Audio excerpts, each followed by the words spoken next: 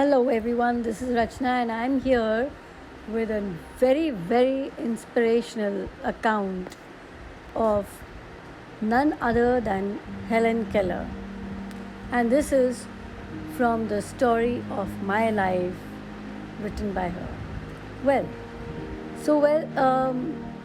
what is it that we find so interesting and so inspirational about her? Well, you got to believe it for a fact that she was blind and deaf. And she became blind and deaf at a very early age in her life. So, let's find out a little more about her. Well, she was an American author, and like I said, her disability was she being deaf and blind. And you know what, children, this particular novel, I'm telling you a slight summary of the novel so that you really get interested in knowing more about her, and you are able to link the entire chapter, because this chapter is only one chapter, you see. So what really happens is that this novel tells you about her triumph over her disabilities, like how she went to school and college facing exams and learning to enjoy the simple things in life.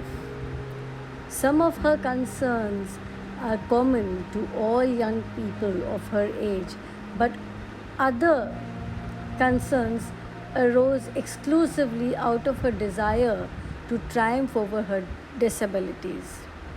So, the book shows us the perception of a person who has been denied sight and sound and struggles to understand the world and interact with those around her.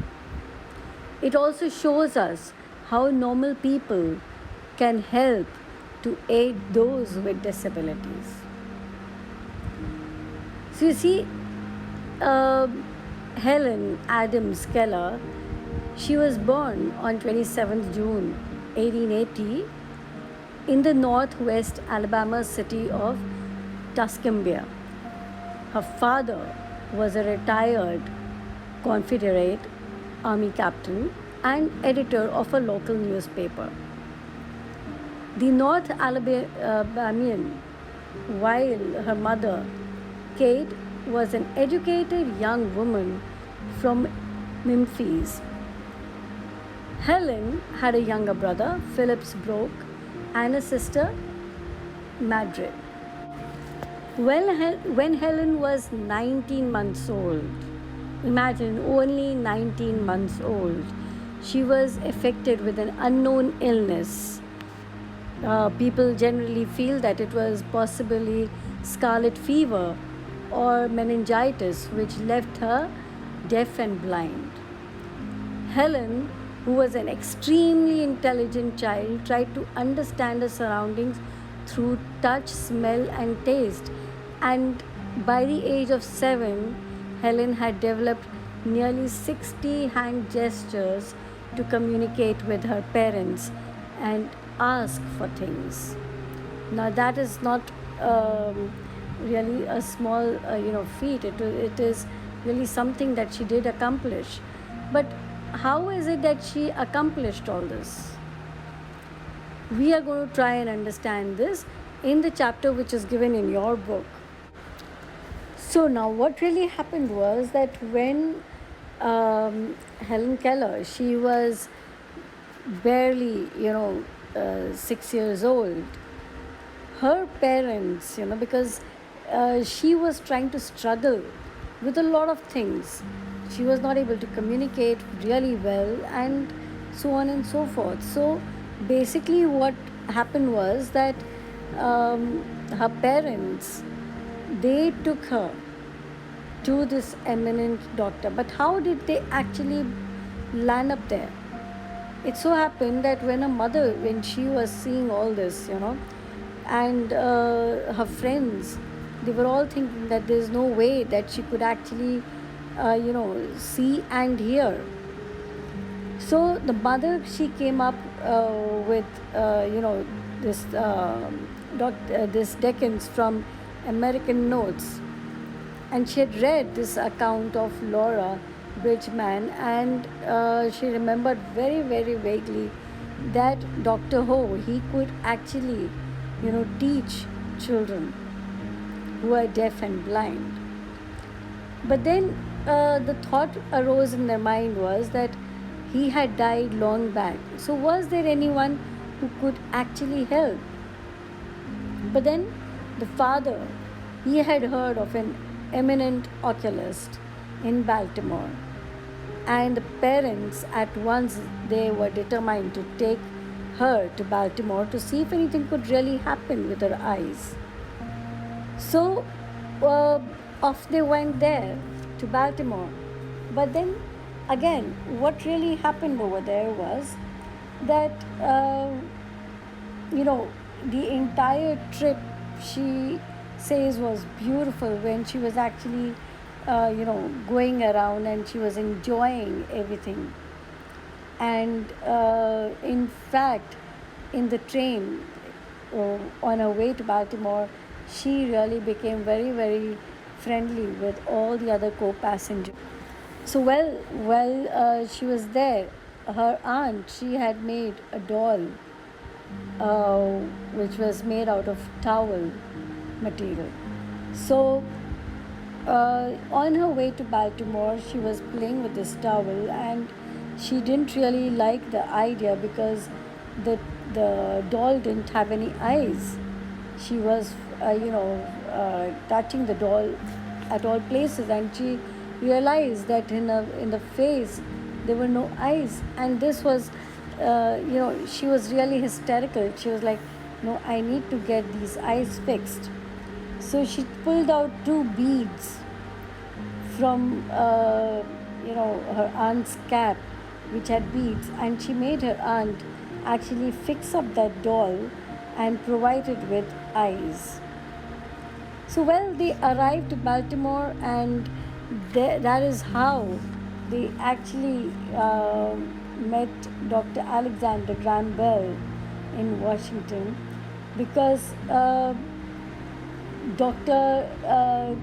Colsom from Baltimore, he said that he really couldn't do anything, but he directed them to Dr. Alexander Graham Bell at Washington. So they immediately left for Washington, and they met Dr. Bell over there. So you see, like over there, when they met Dr. Bell, they were actually able to connect with him.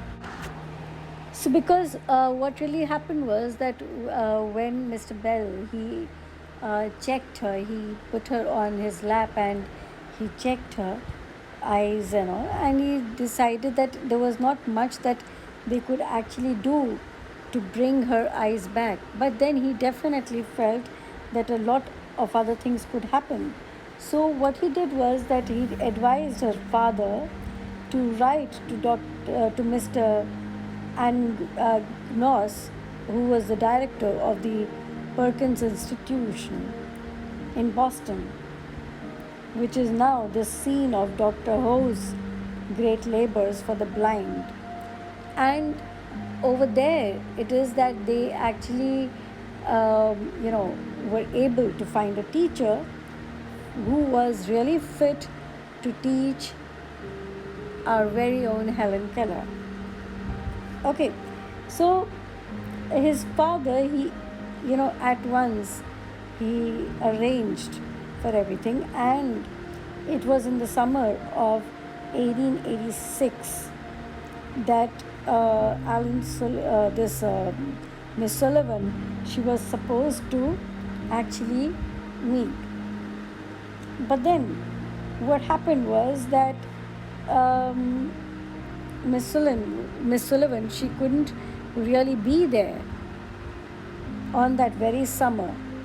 So it was the next summer, that is, Helen says that it was actually March 1887, when she was supposed to be just 3 months back from becoming 7, that Miss Sullivan, she arrived. She very well says that she remembered the day when she was standing at the porch. She was really like standing there dumbfound, and she was, waiting over there. So she says that, a lady, she walked up to her steps and she felt that it was her mother. So she actually spread out her hands to meet her mom. But then what really happened was that it was Miss Sullivan who arrived over there, and she held her hands.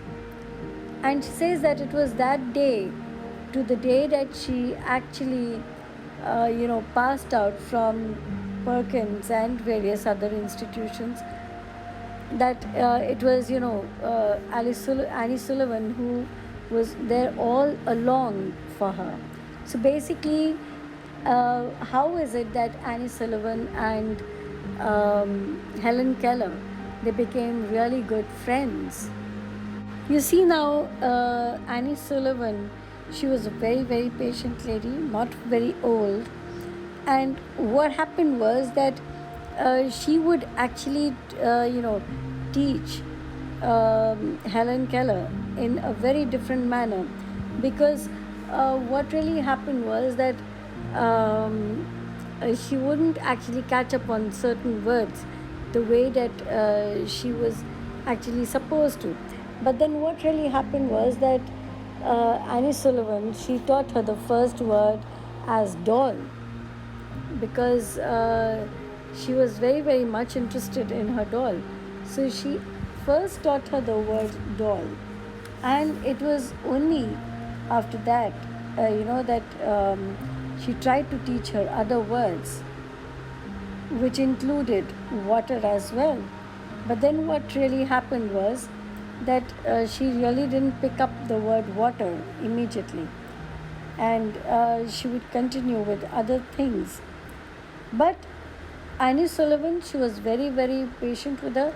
She didn't really actually feel that, it was too much of a thing, that she should press that, you have to first speak the word water only, or the words that she was actually wanting her to learn. But then instead, she let her be on her own and teach her step by step. Okay, so what really happened was that when she finally succeeded in making the letters correctly with the help of her fingers, right, and she used to be all flushed up with a childish pleasure and pride in being able to, make the letters properly. So what happened was that she would imitate, like a monkey would imitate.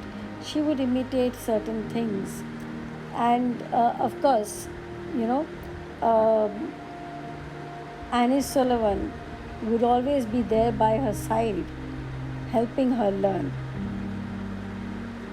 So what really happened was that Miss Sullivan, she put her big doll on her lap, and she spelled it DOLL, and she tried to make her understand that doll applied to both. So what really happened was that this is how she actually picked up the word doll. So, the day, earlier in the day, they had to tussle over words like mug and water.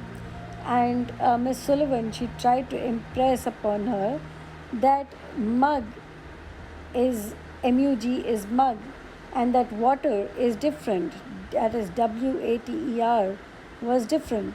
And because she refused to actually, go ahead and learn what she was actually trying to teach her, she ended up learning doll, and she ended up, Miss Sullivan, she ended up waiting for the right time to come when she would actually be able to teach her the word water. So, how was it that actually she learned the word water? So, you see, the method of Miss Sullivan was very different. She took her out in the sunshine, she made her wear her hat, and they went to the well house. Over there, she put her hand under running water. So when she put her hand under the running water, she felt the cold and the fluid running down her hands. And that is when she realized the difference between water and mud, and she learned the word water and what it meant, the wonderful cool, something that was flowing over her hand. And that is how we can say that it was just the beginning of Annie Sullivan to teach Helen Keller various words. So this is how we say that, actually Helen Keller, she ended up learning many words. And if we actually look at it, this is a wonderful way of teaching the blind and the deaf. So, well, with this, we come to the end of this chapter. However, this is certainly not the end of the novel. This is just the beginning of the novel. In fact, I'd rather say that this particular chapter that you are studying is comprising of the first two chapters of the novel. So, well, I hope I have actually interested you enough to try and attempt to read this novel. Well, I think you must. So, with this, I come to the end of this lesson, and I urge you to please take very good care of yourself, drink lots of water, and do enough breathing exercises. Bye bye. Take care.